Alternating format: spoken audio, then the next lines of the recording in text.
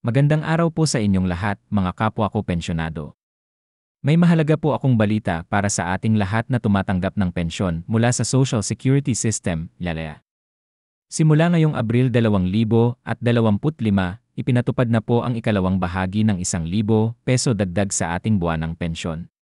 Ito po ay bahagi ng kabuang 2,000 peso na dagdag pensyon na unang inaprubahan noong 2017. Ano ang ibig sabihin nito para sa atin? Ang karagdagang 1,000 peso ay otomatikong idinadagdag sa ating buwanang pensyon. Wala na pong kailangang gawin o isumiteng dokumento, siguraduhin lamang na ang inyong bank account na nakarehistro sa RAEA ay aktibo at tama ang impormasyon. Sino-sino ang makakatanggap ng dagdag na 1,000 peso? Ang sumusunod na mga pensyonado ay kwalipikado. Mga retiradong miyembro na tumatanggap ng buwanang pensyon. Mga may kapansanan na tumatanggap ng disability pension. Mga benepisyaryo ng mga yumaong miyembro, tulad ng mga balo o anak na umaasa sa survivor pension. Hindi po kasama ang mga tumanggap ng lump sum payment o yaong mga voluntaryong umatras sa kanilang pensyon. Paano natin malalaman kung natanggap na natin ang dagdag na 1,000 peso? Maaari po ninyong suriin ang inyong bank account sa pamamagitan ng online banking o pagbisita sa RIEN. Maaari rin po kayong mag-login sa inyong account upang makita ang detalye ng inyong pensyon. Ano ang dapat gawin kung hindi pa natatanggap ang dagdag na 1,000 peso? Kung hindi pa po ninyo natatanggap ang dagdag na benepisyo, maaaring may issue sa inyong bank account o impormasyon sa RAEA. Narito ang mga hakbang na maaaring gawin. Suriin kung tama at aktibo ang inyong bank account na nakarehistro sa RAEA.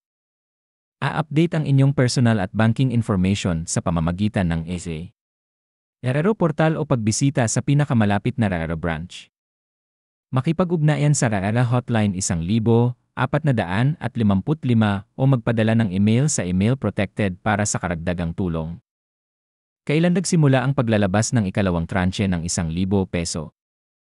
Ayon sa mga ulat, ang RAEA ay nagsimula ng maglabas ng ikalawang tranche ng 1,000 peso simula Marso 2025. Ang mga pensyonado ay makakatanggap ng dagdag na benepisyo kasabay ng kanilang regular na buwanang pensyon.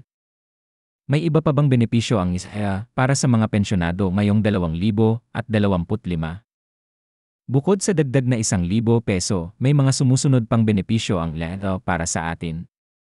Mas mababang interest rates sa pension loans na nagpapahintulot sa atin na makautang ng hanggang 6 na beses ng ating buwanang pensyon na may repayment terms na hanggang 24 buwan. Annual Confirmation of Pensioners, ACOP, na maaaring gawin online para sa mga hindi makapunta sa RAEA branch. Calamity Assistance para sa mga naapektuhan ng natural na kalamidad. Pinalawak na digital payment options sa pamamagitan ng GCash, Paymaya, at mobile banking services. Mga programa para sa kalusugan at kapakanan, kabilang ang libreng o subsidized na medical check-ups at diskwento sa mga gamot. Paano natin mapapanatiling updated ang ating impormasyon sa RAEA? Mahalaga po na regular nating suriin at i-update ang ating personal at banking information sa RAEA portal upang maiwasan ang anumang aberya sa pagtanggap ng benepisyo. Siguraduhin din na tayo ay sumasailalim sa Annual Confirmation of Pensioners, ACOP, upang mapanatili ang ating pagiging aktibo sa sistema. Sa pagtatapos, ano ang dapat nating tandaan? Ang dagdag na 1,000 peso sa ating pensyon ay malaking tulong upang matugunan ang ating pang-araw-araw na pangangailangan. Siguraduhin lamang na ang ating impormasyon sa RAEA ay tama at updated upang walang maging problema sa pagtanggap ng benepisyo. Kung may mga katanungan o pangangailangan ng tulong, huwag mag-atubiling makipag-ugnayan sa RAEA sa pamamagitan ng kanilang hotline o pagbisita sa pinakamalapit na branch. Paano nakaapekto ang dagdag pensyon sa ating buwanang budget? Ang karagdagang 1,000 peso kada buwan ay maaaring hindi kalakihan para sa ilan, ngunit ito ay malaking bagay para sa mga pensyonado na umaasa lamang sa pensyon bilang paunahing pinagkukunan ng kita. Maaari itong gamitin para sa pagbili ng gamot, pagbayad ng kuryente at tubig, o pandagdag sa grocery. Ang mas maayos na pagbabudget ng halagang ito ay makatutulong upang mas maging komportable ang ating pamumuhay buwan-buwan. Paalala sa mga bagong pensyonado. Para sa mga bagong retirado o bagong benepisyaryo ng ICES, Mahalagang malaman na ang dagdag na 1,000 peso ay otomatikong isinasama sa unang buwan ng pagtanggap ng pensyon kung kayo ay nakapagsimula ng pagtanggap sa buwan ng Abril 2025 pataas. Kung kayo ay bagong pensyonado, ngunit hindi pa ito nakikita sa inyong natanggap, agad na verify sa RAERA upang masiguro na kayo ay nasama sa tamang batch ng distribution. Panawagan para sa patuloy na suporta sa mga pensyonado. Habang ipinagpapasalamat natin ang dagdag na 1,000 peso sa pensyon, mahalaga rin na patuloy tayong manawagan sa pamahalaan at sa RAES na tugunan ang pangmatagalang pangangailangan ng mga retirado.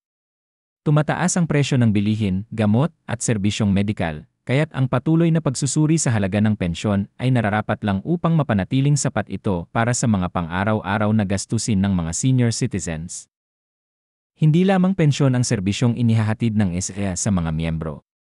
Mahalaga na tayong mga pensyonado ay patuloy na nag-aaral at naiintindihan ang mga programa ng SEA tulad ng pension loan, calamity loan, at medical reimbursement. Maraming salamat po, at naway patuloy tayong pagpalain ng magandang kalusugan at kapayapaan sa ating pagtanda.